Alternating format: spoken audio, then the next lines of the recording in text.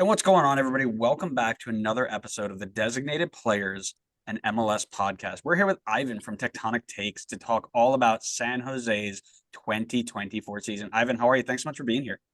Yeah, I'm doing well. Thank you for having me, Andrew and Connor. It's been great. The podcast family for US soccer, for MLS, and all the other divisions and competitions continues to grow. So I'm really excited for this opportunity, and I've had the chance to get to know some of your work and see your tweets and all that. So it's great to finally have a chance to talk face to face here. Yeah, super excited. Really excited to have you on here. We got a lot to talk about because Yeah. even up to just the last couple of days, we're looking at new moves in, some players out, and players who might take steps up. And we're going to cover all of that today. But before we do that, of course, we have to jump into Scarf of the Week, our favorite segment. Ivan, what are you rocking today? So here I have this San Jose Earthquake scarf. You see, it has the logo from before the latest rebrand. So think late 2000s, early 2010s. The San Jose Earthquakes with the little triangle, the guitar chip, if you will, the soccer ball here. And then on this side, you got Earthquakes. And on the other side, San Jose. So yeah, that's your scarf of the week. Love that. That's a real nice look. It's simple, but it's got a lot going on. I really like that. Yep, it's really fun. I believe this was a giveaway, I think from the Buckshot Stadium days and when we were sharing the stadium with Santa Clara University. So, yep, before now PayPal Park. So, really great memories there. Wonderful. Connor, what are you rocking today? I think I can make a guess. And it's Well, something over. as the podcast resident San Jose fan, I of course got my San Jose scarf. Yeah. Yeah, there we go. Perfect. I got the new logo, so Yeah, that's so good. good Nice. transition. A little bit of Yeah. the old logo, a little bit of the new logo. Andrew's looks like it might be even older than both of ours. So Might throw all three together, huh? Yeah, yeah, I was gonna pull this one out because it's there. And I was like, you know what? I know Connor has that one, but you know what Connor doesn't have? Connor doesn't have everything Flash. Flash, baby. Wow. So There you go. we're on a mission to collect all of the original 10. And I think There I'm we at go. 4 right now. But yeah, we've got the Clash out in here. The thing I don't really love about the originals that I've got is MLS Soccer did it looked like they were kind of doing a rolling kind of, oh, this team is this month and this team is that month, but it's all the same design, just different colors. So like the Mhm. Burn are over here, Vancouver 86ers are over there, like, but they're all the same. It's just straight down the middle, zigzag, and then dark and light color. And so it's okay, not great, but it is, we were able to cover all three spans of Earthquake logo history. So that's pretty cool. Exactly. The San Jose Earthquakes Eras Tour. And that will be the conclusion of my Taylor Swift references because we've had too many of those. I love it. I love it. Well, then let's skip on past the Swifty references and move right into San Jose's 2024 season. Lucha Gonzalez is entering his second full season as head coach after a 4-year stint in Dallas. Took his team last year to ninth in the West, 16th overall, 44 points, 10 wins, 10 draws, 10 wins, 10 losses, 14 draws, if nothing, if not consistent. Lost in the first round play-in game to Sporting Kansas City. What are we feeling in San Jose land right now? How are we feeling going into the 2024 year? So apparently, Kansas City is the kryptonite for Bay Area teams. Not only have the Chiefs beaten the 49ers in two Super Bowls in the last 5 years, once again, the Sporting Kansas City have knocked out the Quakes twice on penalties. They do not know how to solve Tim Melia. So that is a bit of a bummer there. But I think in terms of what we were expecting for this season, the most important thing was getting to the playoffs. And then from there, anything could have happened, and anything definitely could have happened with penalty shootouts. Everyone has a chance.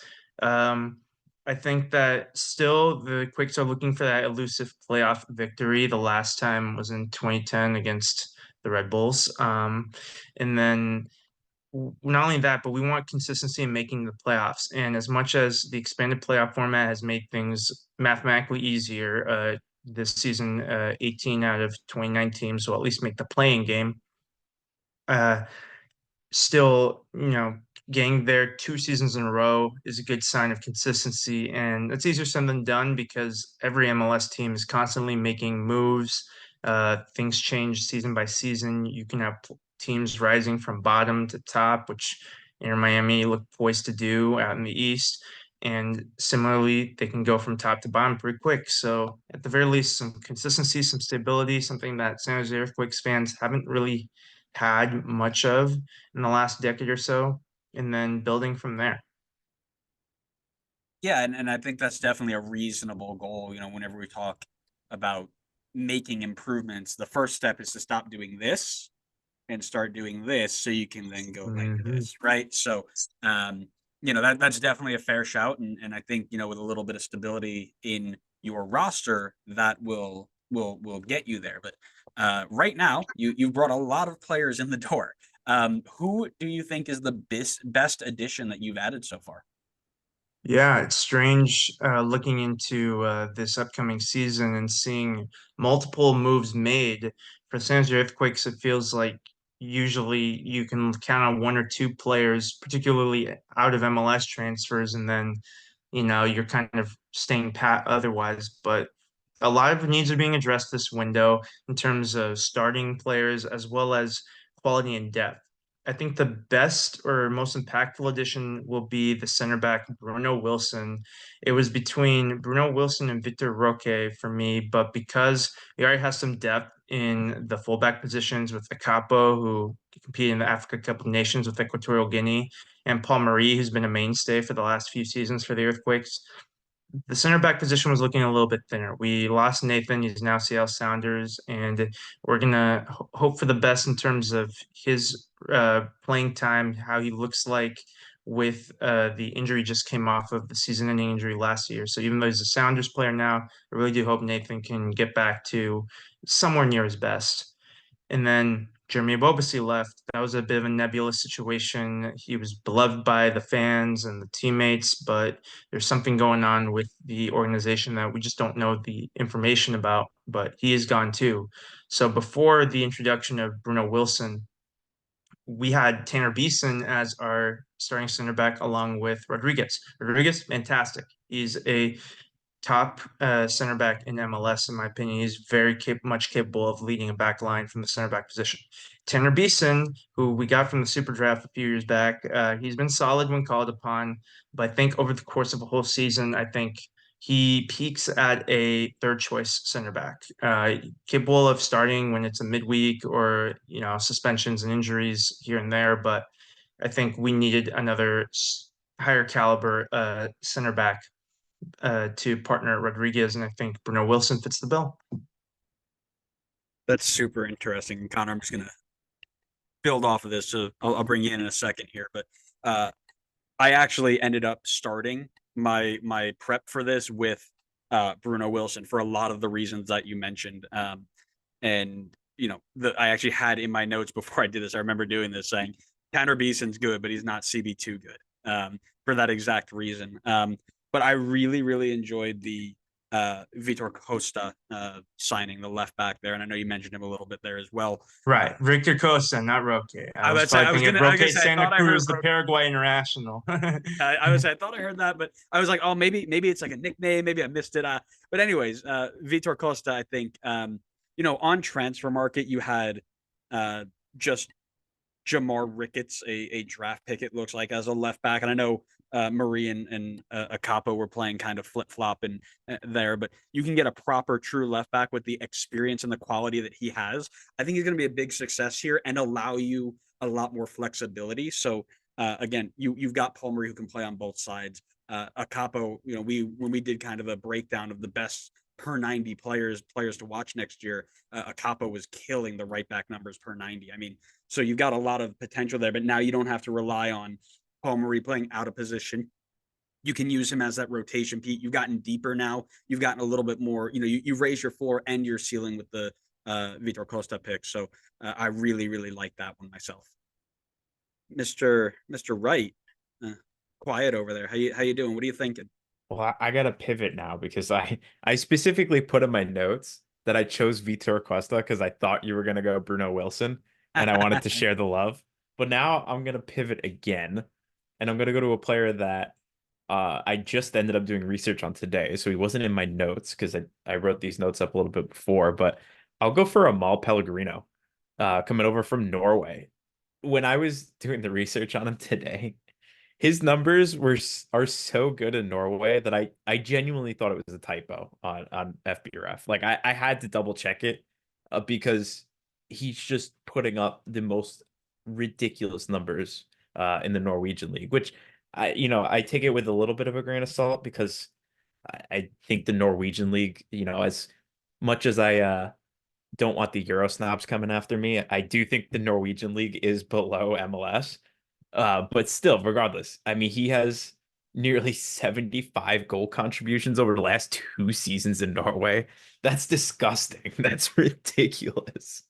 Um, so he's a bit on the older side. He's 33 years old, so it's a little bit more of a short-term solution, but I thought it was in a perfect position for them as well because I feel like the front three was shaping up, and really the last spot open was that left wing spot, which they had options there, but I feel like adding in Pellegrino to combine with Abobasi and Espinoza, I think makes that front three really dangerous, especially if Pellegrino can bring over some of that productivity. Right. I think from the left wing spot, the goals were drying up a little bit last season, and Bosi and Espinoza were contributing almost entirely the goal contributions from that front three. So if you got someone with Pellegrino's track record, for me, I agree. MLS is probably a notch above the Norwegian top flight.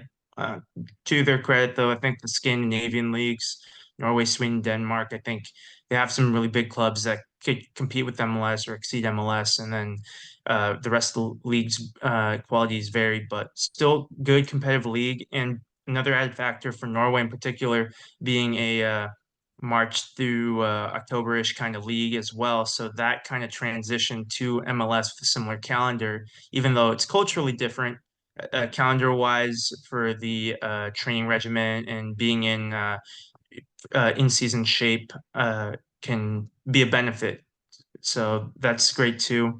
Also adds to the multicultural nature of this team. I think that he's Norwegian of Tanzanian descent. So even though there's not a lot of other Scandinavians on this club, being able to connect with another African player such as Carlos Acapo could be a help as well in the transition into San Jose Earthquakes and MLS. So it's a great opportunity there.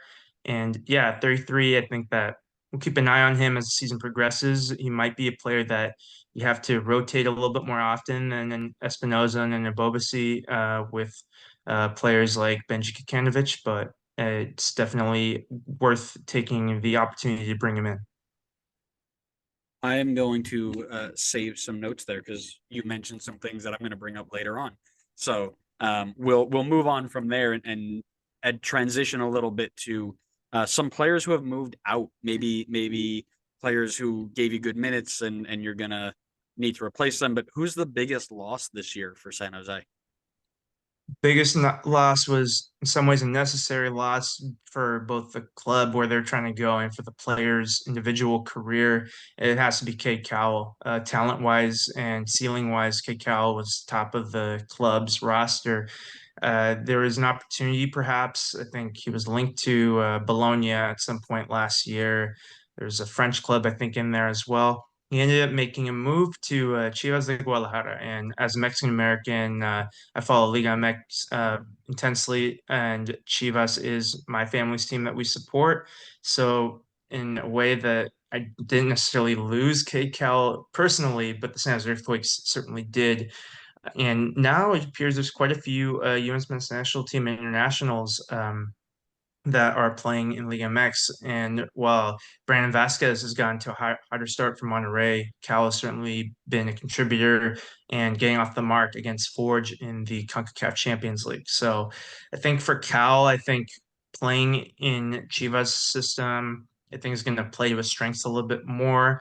It is, of course, a notable occurrence that he represents the United States and he's playing for the Mexican club that you have to have some sort of Mexican ancestry, heritage, or nationality, and certainly the passport to play for Chivas de Guadalajara. but it's definitely, he's still Mexican as much as he represents the U.S. men's national team. It's a really great opportunity for him. And I think replacing him is not going to be easy. We brought in Pellegrino. That seems to be the short-term solution, as you mentioned earlier. But I think that Cal, if he wants to be on the roster for the 2026 World Cup, I think he reached his max at San Jose Earthquakes, so a change of scenery, a bit more of a competitive league. If we're talking about MLS is a step above Norway, I think Liga MX is still a step above MLS just based on CONCACAF Champions League results. That needs to change a little bit more for that to even out a bit. But I think it's a great opportunity for Cade Cowell. We wish him the best. There's no bitterness among the fans. We're excited to see what he does. But yeah, we're gonna have to hope that the moves can help replace Cade Cowell, and it's gonna be interesting to see how it works out. Super interesting. I don't know about Connor, but Cade Cowell always seemed like the guy who had all of the athletic and all of the physical, but was like a newborn baby deer. He got all the way up to the end line, and then once he got into a position to figure it out, he couldn't figure it out and he fell down. You know, so really interested to see how he does over there. I don't have him as my biggest loss for that exact reason. I mean, he was listed as like the one of the really top 22 under 22. I don't know if he in the last two seasons had 10 goals, like 5 assists, something along those numbers. I think he was under those numbers. I think, the potential was always there, but the end product wasn't. So I actually ended up going. Oh, actually, Ivan, I want to bring you in on that just as we continue, just to add this in a little bit because that's just from an outside point of view. What are we missing here? What are we missing? Yeah, I think at this point in his end of his tenure with the San Jose Earthquakes, what kept Cowell as a valuable piece for the Earthquakes was his gravity. Teams had to game plan for Cade Cowell whether he was producing goals or not because he was physical enough to win those one-on-one duels. He had the speed to burn you down the wing, and then while he didn't always make the right pass in the final third, if he was able to make that connection, that was just as dangerous. So I think there was times where he had hockey assists where he was still integral to the buildup and his off-ball movement was still good.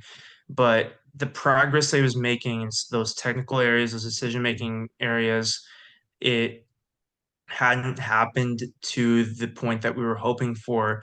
And I think a player of his talent, I think he needed another opportunity to challenge him. And while the San Jose Earthquakes are building themselves up as a respectable MLS team, if you want to challenge yourself, you throw yourself into the cauldron of Liga MX and one of the biggest clubs in that league. Chivas were a whisker away from winning a league title against Tigres recently. So they have ambitions to compete with the big boys, with Tigres, with Monterrey, with America, and really, re-cement themselves as one of the successful teams in Liga MX. And Cowell and Chicharito and many of the other players that they are building around that team are going to hopefully get them into those big games. Yeah, it's interesting. I just pulled up his numbers here, right? Over the last 2 years in 3,000 minutes, 4 goals, 6 assists. I mean, he just hit 10 goal contributions in 3,000 minutes. It Yeah, it's just just not feels, good enough. yeah, it feels underwhelming, right? It feels like, and Connor, I want to get your thoughts on this too, but it feels underwhelming. And personally, I think LA moving into Liga MX was the right decision because if he goes to Italy, I think he sinks. I don't think he had the ability to play at Italy. He had the physical ability, but Italy's so technical and so you have to be in the right place at the right time and have the technical ability to execute in those moments that I think this was a good move for him if he was looking to take a step up because I don't And think he would have succeeded in Europe. And knowing what we know now about Bologna, they've been in the seventh or eighth spot at a minimum throughout this season. So they're overperforming their expectations, but they've built the side around very talented players like a Lewis Ferguson and a Joshua Zirkzee, where they're leagues above where Cade Cowell is. Yeah, he has potential to reach those heights, but these are also players with great potential. We're talking about Zirkzee coming from the Bayern setup that is now starting to reach his potential at Bologna. So if Cade Cowell was to go to Italy, I feel like he would be best suited for a team worse than Bologna or maybe even Serie B with the Venezia Americans. Like that would probably have been the side there. But I think as well from a financial perspective, if Cal had another bad season by his standards, in any standards, to be honest, in 2024, Quakes would never get the value they're going to get back again at this point. They might have slightly missed the ship if there was an opportunity to make a deal before the end of the 2023 season. This was their last chance to maximize that investment on a player that came up through their youth ranks. So it's a net positive to get any sort of transaction. But I think also with another player that was integral to their team, leaving on a free to Turkey, I think that they really needed to make this move when it happened. I think that's a really fair point. Connor, do you want to add anything on that before we move on um, to our players to watch? Yeah, I feel like as a neutral, it's really easy to kind of be down on Cade Cowell because you hear the hype about him being like one of the top U22 under 22s and the Barcelona links, and then you go and you look up his numbers as a neutral when you're not watching him week in week out, and you go, wow, this guy has 4 goals, 5 assists in 3,000 minutes. Like, how is this guy getting links to Barcelona and all these amazing accolades about such a talented, high potential young player? So I think it's helpful to get the perspective of San Jose fans who do watch him week in, week out and can have a better perspective than the neutrals who kind of just look at the box score and don't watch San Jose more often. So um yeah, but I mean I'm guilty of the neutral bias on this one. I mean, I definitely have looked at his numbers plenty of times and been like scratching my head a little bit on where all like the high potential like massive links to big European clubs come from. But um, I will definitely trust the San Jose opinion on him more than just myself reading box scores. Right. And we're not going to go around and say that he is a must start player for the U.S. men's national team or even a must like 23-man roster player at this point. I think he's good and talented enough to be in the mix and to get a call up here or there, certainly to be on the Olympic roster, but far from a shoo-in to get to the 2026 World Cup. I think there's a lot of players competing in Europe. I think that still has competition from players that are based in Mexico and the United States that could beat him out. So I think he's good enough to be on the radar, and I think that a good start to life in Chivas is going to be integral for him to reestablish himself and to start realizing that potential again. He still has the benefit of time, and I'm not saying you missed the 2026 World Cup; it's the end of the world because he's still super young. He just recently turned 20, so he's got plenty of time ahead of him to have a good career. And I think overall, even though it hasn't been as productive as we'd hoped, for what he's accomplished at a young age and where he's going and what he's doing now at a bigger club, than the San Jose Earthquakes, if we're being honest. I think he can still have a lot of things to be proud of for his hard work.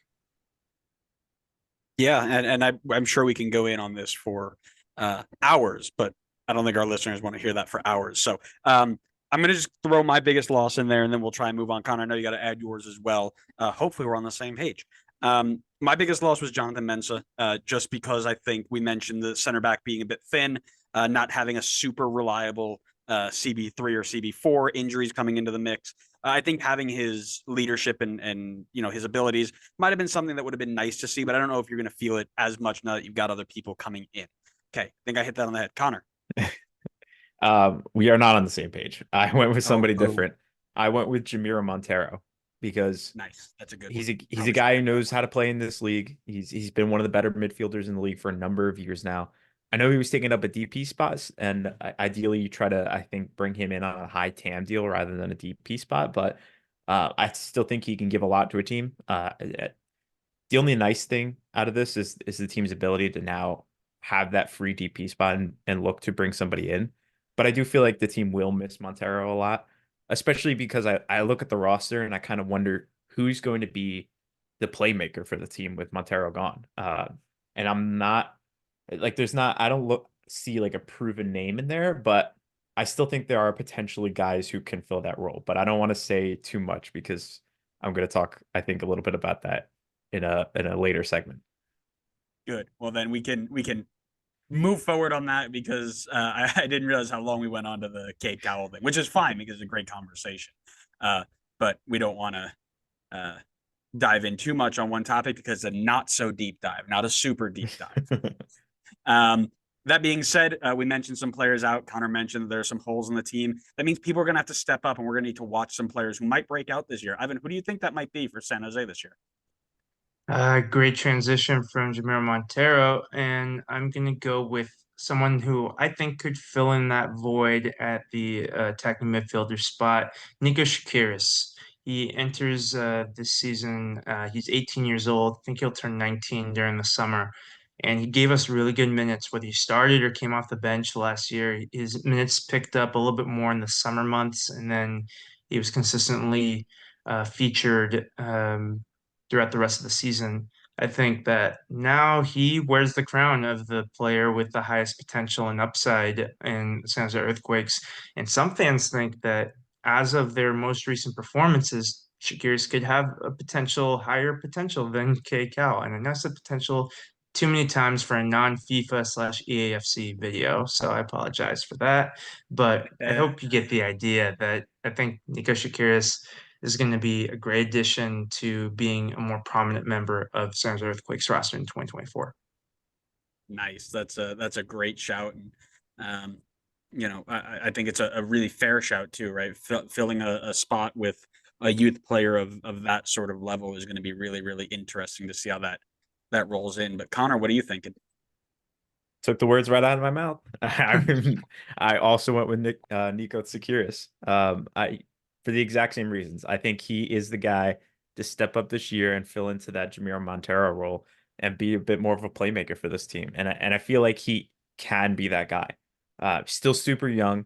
Got about 600 minutes last season, and in my opinion, he's primed to jump to have a big jump up in minutes this season. Obviously, if he stays healthy.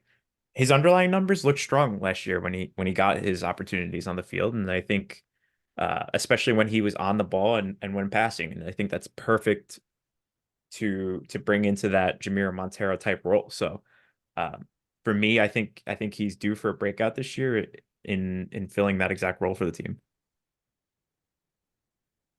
I mean, you're talking about a playmaker when center back Jackson Ewell exists, and we can just throw him into the number 10 role like they threw U.S. him men's into national team fans, cover your ears at the sound of Jackson Ewell. Oh my God, that was so funny. That's been a running joke for a while on here. That one season they tried him as a center back was like, oh my goodness. USMNT fans are going to cry when he gets called in to play third center back next to Miles Robinson and Walker Zimmerman. And LAFC fans can relate to those struggles because when they had to play Ilya Sanchez from midfield to center back, it didn't look good for them either. I think that sometimes managers will experiment and sometimes out of necessity with injuries and the way that MLS restricts roster building. But I think that there's occasionally the experiment where everyone can see only one outcome, and it's the outcome that transpires that's not very successful. And as well, from an MLS perspective, I think every club's fan base has that one player that they had a tumultuous history or a short history with U.S. men's national team involvement, and the greater fan base in that circle will shudder at the sight of their name. But we still have a soft spot for them because we understand succeeding in MLS is different than succeeding in U.S. men's national team. But just because you had a bad moment or two at the World Cup, and you all know who I'm talking about when it comes to the earthquakes, doesn't mean that their entire career goes out the window. Absolutely not. It's just sometimes it happens in the biggest stage, and that's with every player. Every national team has that. So, you know, we have to compartmentalize those things. Very, very true. I mean, Michael Bradley in Toronto this year, right? For myself, I'm going away from the been there and ready to break through and moving into somebody who is newly signed this year. And that's Preston Judd.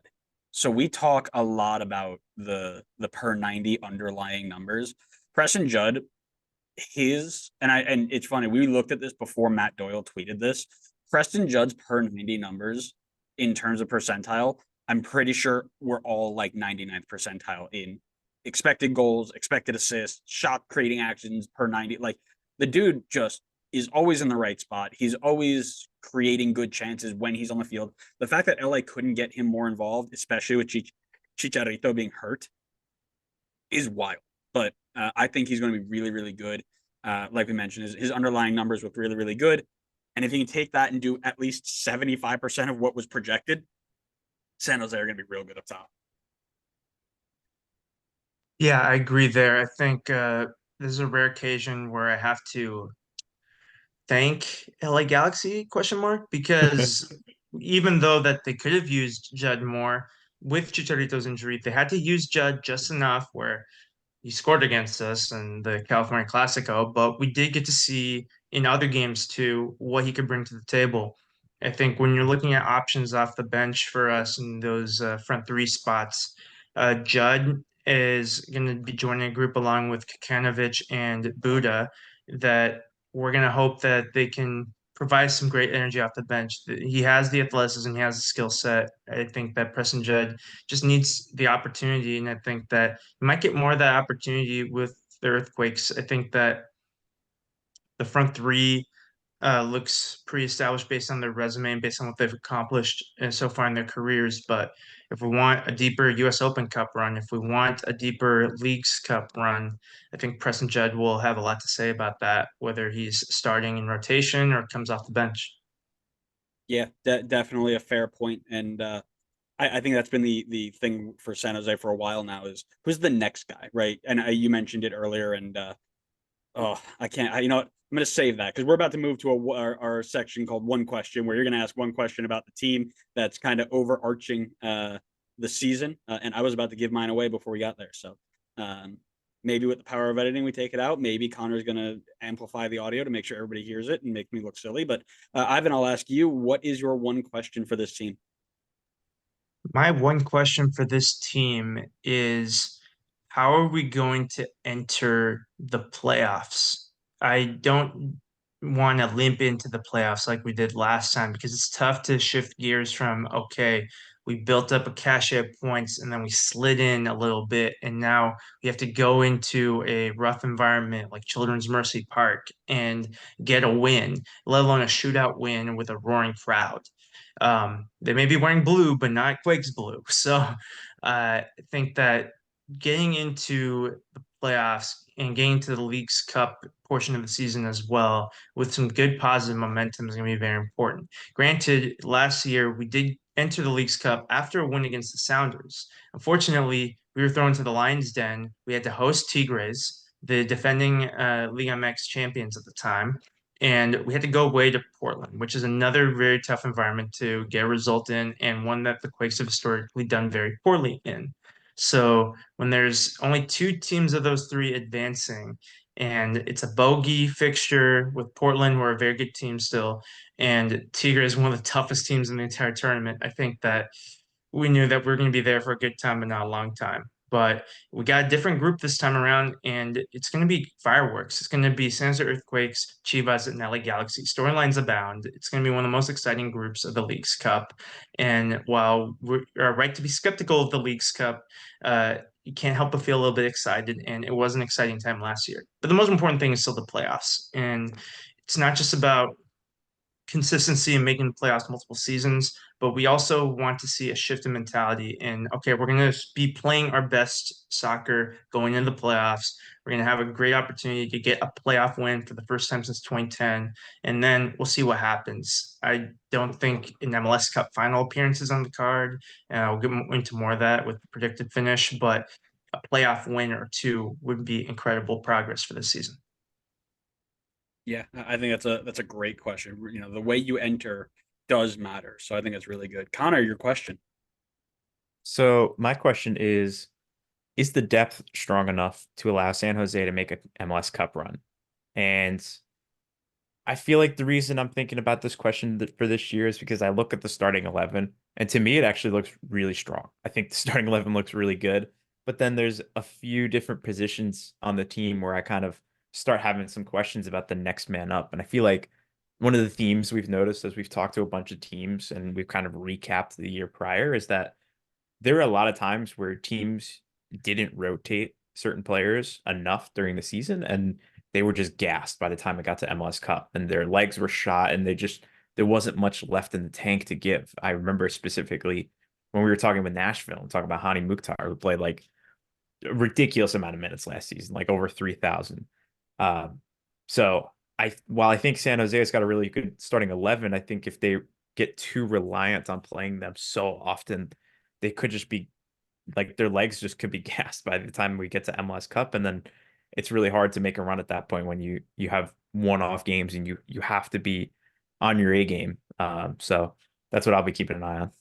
Yeah, in regards to depth, an area that we didn't talk too much about in depth was like midfield. Can Michael Baldissimo, can Alfredo Morales be able to soak up some minutes here and there? They're not players that, with all due respect, you want to be playing every game if you're ambitious to progress in the realms of MLS, but they're still quality and experienced players that they're on the roster for a reason. So you're hoping that they give you good minutes, and that way Carlos Gruezo can get some rest when he's a guy that's going to log a lot of minutes.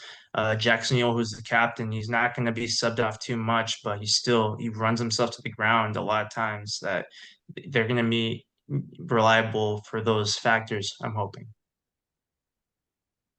Yeah, I think it's a fair point, and I'll just kind of slide right into mine there. And this was before the signing of Amel Pellegrino, but mine was who else besides Abobasi and Espinoza are going to step up in this attack, and we've hit on a couple of these names already that we've mentioned here, right? Pellegrino or Sakaris, and even now Preston Judd. But for me, you look at these numbers, and in the last 2 seasons, San Jose has scored 91 goals. Those two have accounted for 47 of them. I mean, last year they only scored 39, and there was a big attacking quality problem up front. Who's going to step up to fix it, and how are they going to fix it? Is it going to be a shape change? Is it going to be personnel, more frequent rotation? Is it going to be more attack through the other side, right? Cade Cowell was, we mentioned, underwhelming, and now does Pellegrino step up and fix that issue? I think he does. When Ibobasi can't score, who's the next guy? Is Preston Judd going to be the guy? I think he will. So I think that question's been answered, but that was kind of my overarching one, is like, if those guys don't perform, I mean, somebody's going to figure out how to stop Espinoza. Somebody's going to figure out how to not allow service into Jabo in the air. That's going to be a downfall for you, I think. So Yeah, and there wasn't a lot of production coming off the bench either. We got a little bit of that with Matthew Hoppy. We didn't get much of that from Ayakinola. That one in particular was a gamble because Ayakinola, after his red hot start to his professional career, where it was a 2 to 3 way tug of war between USA, Canada, and Nigeria for his international allegiance, he struggled to be productive, albeit in a very tumultuous Toronto side. And we're hoping the change of scenery would have helped him out. Didn't quite work out.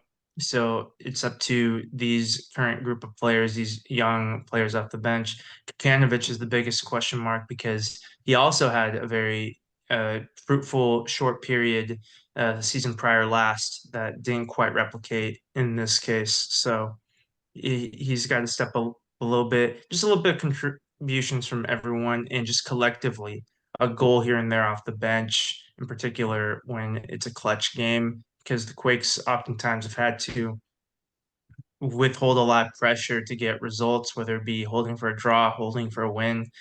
Just getting that extra goal here and there can relieve some of that pressure from a very solid defense. yeah. Well, with all of those points kind of wrapped in, let's wrap this up. At the end of decision day, when the final whistle blows, where does San Jose finish in the Western Conference? Progress does not happen in a vacuum. Just because the Quakes got a little bit better in terms of the talent on the roster doesn't mean that other MLS clubs aren't doing the same. That being said, I think that we could see some slight improvement. Lucky number seventh place, I'm hoping for, and I think is a realistic target. Interesting. Connor. I'm right in the same ballpark. I'm around the 7 to 10 range. I think 10's probably if everything goes wrong, there's injuries, they have to rely a bit more on the depth, which for me is more of a question mark. But I think the reality is that they're probably somewhat similar to where they were last year, like around that play in, maybe last play off spot. I just think the starting 11 is really good and it's going to carry them through a lot of games. But that I think when it comes down to the later part of the season, if there was already too much reliance on the starting 11, I think the tired legs could start to show a little bit. Yep. I'm in kind of the same boat, right? I like the moves, but how well they transition into the league. The center mid spots still feel a little if not like super flashy, which is okay, but something to watch, right? The attackers were thin, they've gotten better, but how they adjust is going to be important. And they're still bringing in players, right? We mentioned that they might be done now, but they brought in a ton of players, and it doesn't fill me with a whole bunch of like, ooh, this team is going to be something special. I'm happy with a couple of the positions that they're in, right? Jabo's solid, Espinosa's good, Daniel's great, Rodriguez great, but across the 11, I think there are a lot. I won't say a lot, but I think there are a good handful of teams better than them. So I've got them kind of fighting to the wire here. I've got them their ceiling being a play-in team, so 8 to 12, depending on if everything goes wrong. I think the slow start probably hurts them a little bit as guys are starting to get accustomed and used to the league, and I think eventually they'll pick it up and make a decent little run, maybe right after League's Cup, and then once we get into the last month of the season, it's like you mentioned, how are we getting in? Are you getting in hot, or are you scathing off the bottom and hoping for the best, right? I think they get in hot and something happens personally, but we shall see. Yeah, I think the opening fixture is going to be very telling. It's a good measuring stick game. They're away at FC Dallas. That's going to be yeah. a tough game to get a result in. Any away game is tough in Major League Soccer, but I think that see where you can get some away games, chunks of 3 points, or at least a draw to start the season. If you could somehow get a win on the road against Dallas, which I think is about similar quality team, I think that can give you some confidence in thinking, okay, hold our own at home, and then some of these teams at our level, we can maybe get some results on the road, get some of those wins. Neither conference, Western and Eastern, is going to be easy to qualify for the playoffs. You look at Colorado Rapids, for example, they've made some impressive business. They're trying to make a surge up front too. LA Galaxy probably aren't going to struggle as much as they did last season either, or at least, their hope not. I would hope so, but I don't think that's how it works with LA Galaxy that often. So I think that those are fair assessments. I think that gradual progress is the goal here. And I think that you have to have that kind of mindset when you're a fan of an MLS team that hasn't really been in contention in the playoffs. Gradual progress and see where it goes. And sometimes it's not a straight line, and progress isn't in a vacuum. You have to be aware that other teams are improving too. I think that's a great note to end it on there. So Ivan, thanks so much for joining us. We really, really enjoyed this chat. I think if we could, we would go well longer into this, but we want to keep it short enough for our listeners to listen in one sitting. So thanks so much for being here. We really enjoyed it. Yeah, thank you. And to any of your listeners who are interested in more San Jose Earthquakes content, Tectonic Takes podcast is a great place to go. We mostly upload onto YouTube, but we also have some Instagram lives where we do MLS trading card pack openings. And if you guess a player right that's in the pack, we'll happily get that card to you. And if you're interested in some more information, like a helpful note sheet to get you through the MLS season if you're having trouble keeping track with everything that goes on. I like to update my MLS squad sheet throughout the season. It's a Google Doc that I keep that I send it to anyone that's interested. Feel free to reach out to me on Twitter at Ivan Ornelas2 or on Instagram at Ivan the Writer 95. And thank you so much for having me, Connor, Andrew, Designated Player Podcast. Really appreciate it. Awesome. Guys, go show them some love. Make sure that you go over there and subscribe and get involved with all the stuff San Jose related. They do really great content. So if you're looking for some news over there, head on over there. And if you're new here, if you're from the San Jose, your first time listening to us, make sure you give us a follow too. We've done or are going to do a team preview with a guest from all 29 teams. So make sure you stick around to see what's being posted, or head on back and take a look at what's already been posted. Maybe your favorite team, your least favorite team, some random team you clicked on by accident, whatever you want to go listen to. And then during the season, we're going to give you our takes on all the biggest MLS news throughout the week.